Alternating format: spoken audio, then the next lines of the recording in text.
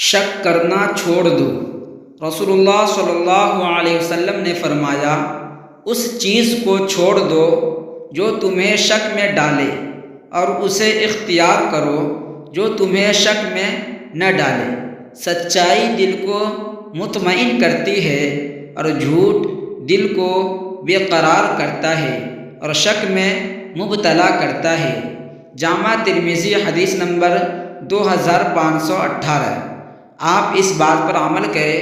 رسول اللہ صلی اللہ علیہ وسلم نے جو بات فرمائی ہے، انشاءاللہ تبارک و تعالی امید ہے کہ آپ اس بات پر عمل کریں گے۔ تراویح کے مسائل۔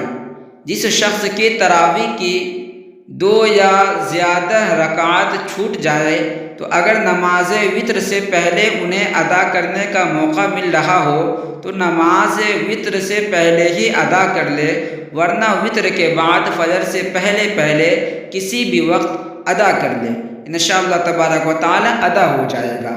آپ اس عمل کو ضرور کریں۔ اگر 2 رکعت یا 4 رکعت تراویح کی نماز چھوٹ جائے آپ سے، تو اگر آپ کو وقت ملے وتر کی نماز سے پہلے ادا کرنے تو ادا کر لیں، ورنہ وتر کی نماز کے بعد ادا کر لیں۔ قیامت کے دن لوگوں کی حالت۔ جب قیامت کا دن ہوگا تو سورج انسانوں کے اتنا قریب ہو جائے گا کہ وہ 1 یا 2 میل کے فاصلے پر ہوگا۔ سورج ان کو جھلسے گا اور لوگ اپنے اپنے اعمال کے مطابق پسینے میں شرابور ہوں گے۔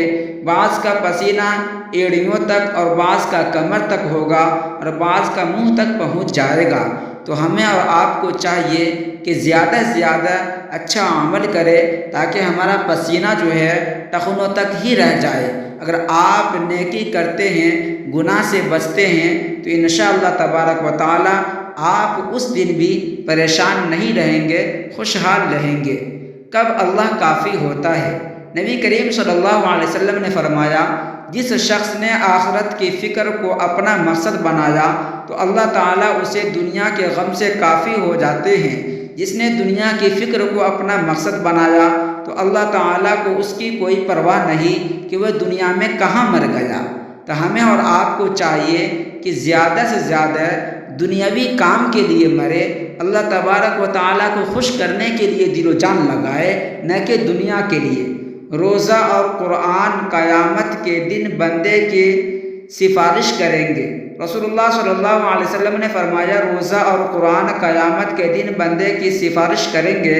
روزہ کہے گا، اے میرے رب، میں نے اسے دن میں کھانے پینے اور شہوت کے کام سے روکے رکھا تھا، لہٰذا اس کے بارے میں میری شفاعت قبول فرما۔ قرآن کہے گا، اے میرے رب، میں نے اسے رات میں سونے سے روکے رکھا تھا، لہٰذا اس کے بارے میں میری شفاعت قبول فرما۔ رسول اللہ صلی اللہ علیہ وسلم نے فرمایا، اللہ تعالیٰ ان دونوں کی سفارش قبول فرمائیں گے۔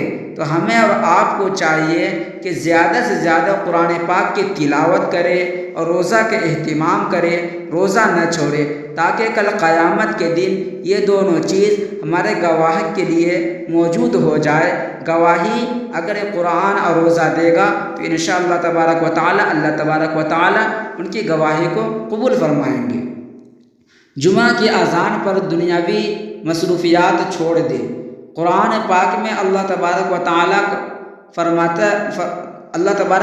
کا فرمان ہے، اے ایمان والو، جب جمعہ کے دن نماز کے لیے پکارا جائے تو اللہ کے ذکر کی اور لب کو اور خرید و فروخت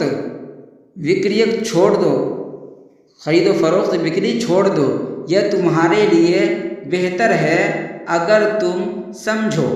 یعنی اگر جمعے کی اذان ہو تو خرید و فروخت، لین دین سب چھوڑ چھاڑ کر اللہ تبارک و تعالیٰ کے ذکر کی طرف دوڑے۔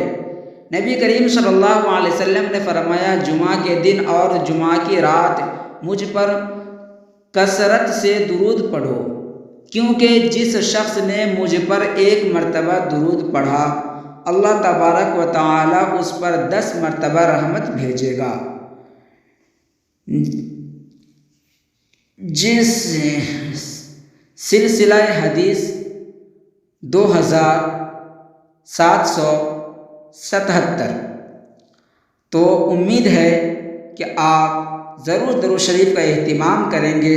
اگر آپ ایک مرتبہ درود شریف پڑھتے ہیں تو اللہ تبارک و تعالی آپ کے اوپر 10 مرتبہ رحمتیں نازل کریں گے۔ تو آپ ضرور پڑھیں انشاءاللہ تبارک و تعالی، اس سے آپ کو بہت ہی فائدہ ہوگا۔ اگر آپ میرے چینل پر پہلی مرتبہ آئے ہیں تو آپ ہمارے چینل کو ضرور سبسکرائب کر دیں اور بیل کے بٹن بھی دبا دیں تاکہ جو بھی ویڈیو آوے سب سے پہلے آپ تک پہنچے۔ تب تک کے لیے خدا حافظ، آپ اپنا خیال رکھیے گا۔